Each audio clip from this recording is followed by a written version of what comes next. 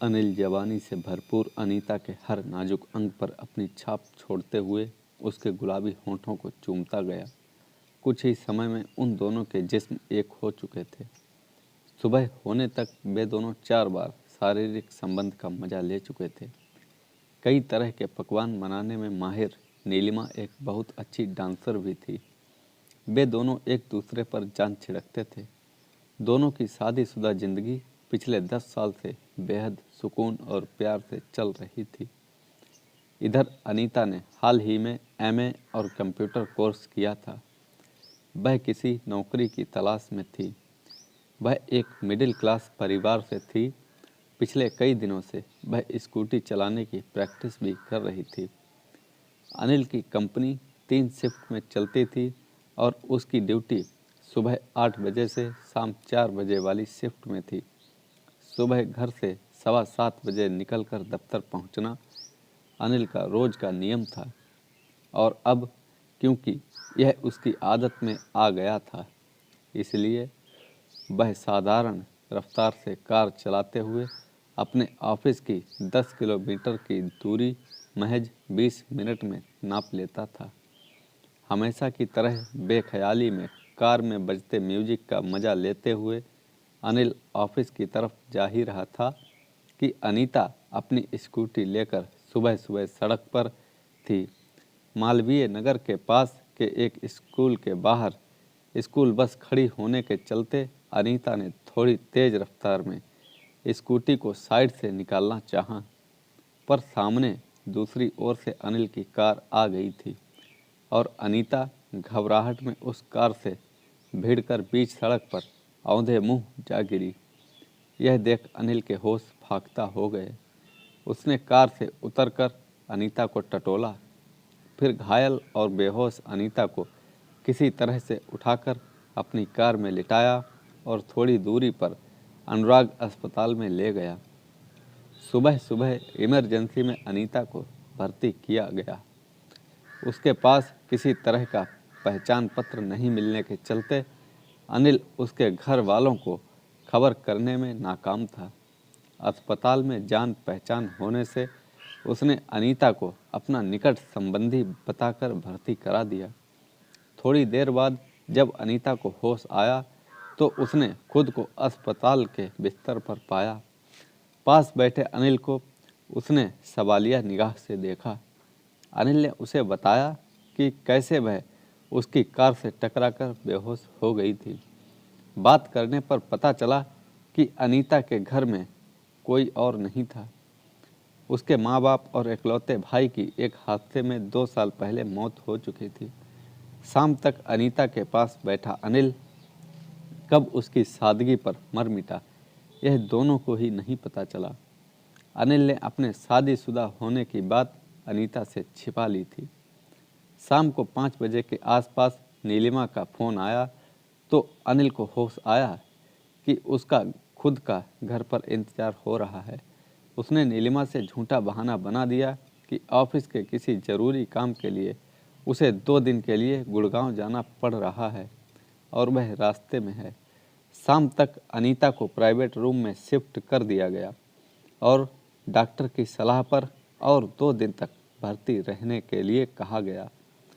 रात को अनीता के साथ प्राइवेट रूम में रुकने पर थोड़ा असहज महसूस करते हुए अनिल को अनीता ने देखा तो वह बोली, देखिए अनिल जी, आपने मेरे लिए इतना किया है तो आप मेरे साथ रात को रूम में रुकने में शर्मा क्यों रहे हैं? बल्कि घबराना तो मुझे चाहिए। अनिल ने रात भर अनीता का ध्यान रखा और अगले दिन शाम को अनीता को अस्पताल से छुट्टी मिल गई। अस्पताल से डिस्चार्ज कराकर अनिल अनीता को उसके घर छोड़ने गया। थोड़ी देर बाद उसने अपने घर के लिए निकलना चाहा तो अनीता ने बेहद प्यार से उसे रोका और कहा, मेरे लिए इतना कुछ किया है तो 2-4 दिन मेरे घर पर रहकर मुझे संभाल लो। अनिल भी अनीता के मुंह पास में बंधा जा रहा था, लेकिन उसे अपनी पत्नी का ख्याल भी आ रहा था। खैर, आज की रात तो उसने वहाँ रुकना मंजूर कर ही लिया। अनीता रात के खाने के बाद नहाकर गाउन पहनकर अपने बिस्तर पर लेट गई। रात के 10 बजे अनीता ने अनिल से घुटने की मालिश करने को कहा। अनिल बाम लेकर मालिश करने लगा। अनीता ने घुटने से ऊपर भी दर्द की शिकायत की तो अनिल के हाथ उसकी जांघ की मालिश भी करने लगे। अनीता के मुंह से मीठी आह निकलने लगी। उसने बाएं कंधे पर भी मालिश करने को कहा और गाउन के ऊपर के 3 बटन खोल दिए। कंधे के साथ ही अनीता के बड़े उभारों की थोड़ी सी झलक अनिल को दिखने लगी। अनिल के हाथ कंधे के नीचे सरकने लगे। उसने अनीता से कहा कि अगर वह गाउन के और 3 बटन खोल देगी तो मालिश करने में और आसानी होगी। अब तक अनीता पूरी तरह अनिल को अपना मान चुकी थी और खुद भी ऐसा ही कुछ चाह रही थी। नीचे के 2 बटन और खोलने के साथ ही उसने अपनी फ्रंट ओपन ब्रा के हुक भी खोल दिए। अनीता के मादक शरीर की छुअन, उसका ताज़ा खिला हुआ मदमाता यौवन अनिल को और कुछ ना सोचने के लिए काफ़ी था। अनिल जवानी से भरपूर अनीता के हर नाजुक अंग पर अपनी छाप छोड़ते हुए उसके गुलाबी होंठों को चूमता गया। कुछ ही समय में उन दोनों के जिस्म एक हो चुके थे। सुबह होने तक वे दोनों 4 बार शारीरिक संबंध का मजा ले चुके थे। अनिल ने महसूस किया कि अनीता की जवानी नीलिमा से कई कदम आगे थी। जहां अनीता को अनिल एक जीवन साथी और सहारे की तरह नजर आ रहा था, वहीं अनिल को ऐसा लग रहा था कि उसे देह सुख पाने का एक नया और कमसिन जरिया मिल गया है। अनीता का देह सुख पाने की चाह में अनिल ने नीलिमा को झूठ कह दिया कि ऑफिस के काम के चलते उसे महीने में 15 दिन जयपुर से बाहर रहना पड़ेगा। अब अनिल का आधा समय अनीता और बाकी समय नीलिमा के साथ बीतने लगा और एक साथ 2 जिस्मों का सुख उसे अलग ही मज़ा दे रहा था। अनीता की जवानी ने अभी अंगड़ाई लेनी शुरू की थी। वह अनिल के साथ सारी सारी रात सेक्स का मज़ा लेती थी। ऐसे में अनिल के पास नीलिमा के लिए ज़्यादा कुछ बचता नहीं था। नीलिमा के शिकायत करने पर अनिल बहाना बना देता कि काम ज़्यादा होने के चलते थकान बहुत होने लगी है। 4-5 महीने यूं ही बीत गए। इधर अनीता बार बार अनिल पर शादी करने के लिए दबाव डाल रही थी, पर कभी उसे महंगे गिफ्ट देकर तो कभी और थोड़े दिन का इंतजार का बहाना बनाकर अनिल उसकी जवानी का भरपूर मज़ा लेता रहा। पर एक ही शहर में 2 अलग अलग जगह पत्नी सुख कितने दिन चलना था। एक दिन कुछ सामान लेने के लिए अपनी सहेली के साथ घर से निकली नीलिमा ने अनिल की कार एक घर के बाहर खड़ी देख ली। यह देखकर उसका माथा ठनक गया। अनिल को फ़ोन लगाया तो उसने कहा कि वह गुड़गांव के रास्ते में कार में ट्रैफिक में फंसा है, बाद में बात करेगा। पड़ोस में तहकीकात करने पर पता लगा कि बगल वाले घर में 4-5 महीने पहले प्रेम विवाह करके अनीता नामक एक लड़की अपने पति के साथ रह रही है। जल्द ही ये लोग खुद के फ्लैट में शिफ्ट होने वाले हैं। यह बात अनीता ने ही फैलाई थी ताकि अनिल उसके पास बेरोक टोक आ जा सके और किसी को कोई शक ना हो। यहाँ तक कि उसने घर में अनिल के साथ जोड़े समेत खिंचवाई गई बहुत सारी तस्वीरें फ्रेम कराकर दीवार पर टांग रखी थीं। एक गहरे सदमे के साथ नीलिमा अपने घर लौटी। उसने सारी रात करवटें बदलते हुए बिताई। अगले दिन नीलिमा ने अनिल के ऑफिस के समय के दौरान अनीता से मिलने का फैसला किया। अनीता के घर नीलिमा को आसानी से प्रवेश मिल गया क्योंकि अनीता काफ़ी सरल स्वभाव की थी। यह बात और थी कि वह अब अनिल के मोहपास पे पूरी तरह से बंधी हुई थी।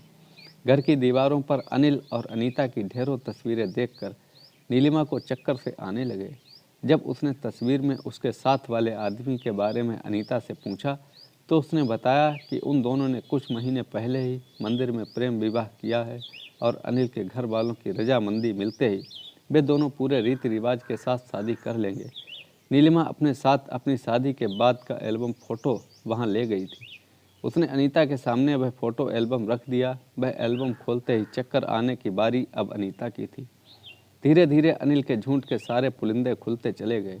अनीता गहरे सदमे में आ चुकी थी। उसने अनिल के खिलाफ पुलिस में धोखाधड़ी का केस दर्ज करने की बात कही। नीलिमा को पता था कि ऐसा होने पर न केवल अनिल को जेल हो जाएगी बल्कि उसकी नौकरी भी चली जाएगी। खुद की शादीशुदा ज़िंदगी तो उसने बिगाड़ ही चुकी थी। नीलिमा यह सब नहीं चाहती थी, पर वह अनिल को कड़ा सबक भी सिखाना चाहती थी। अनीता ने स्वीकार किया कि अनिल ने उसके ऊपर अभी तक लाखों रुपए खर्च किए हैं और अनिल को अपने घर में बिना उसके बारे में अता पता किए इतने दिनों से आने जाने की छूट देने की वह खुद जिम्मेदार थी। साथ ही खुद के पड़ोसियों को यह झूठ कहकर कि अनिल से उसकी शादी हो चुकी है, गुनाह में वह बराबर की हिस्सेदार थी। अनिल को सबक कैसे सिखाया जाए, इस पर अगले दिन साथ बैठकर विचार करने की कहकर नीलिमा घर चली गई। अनीता के भविष्य के सपनों पर जो बिजली गिरी थी, उसका अंदाज़ा लगाना आसान नहीं था। थोड़ी देर बाद अनीता किसी को बिना कुछ कहे घर पर ताला लगाकर निकल गई। शाम को अनिल को घर बंद मिला तो उसने अनीता को फ़ोन किया, लेकिन वह भी स्विच ऑफ था। आखिरकार अनिल ने खुद के घर की ओर रुख किया। नीलिमा को अनिल की शक्ल से नफरत हो चुकी थी।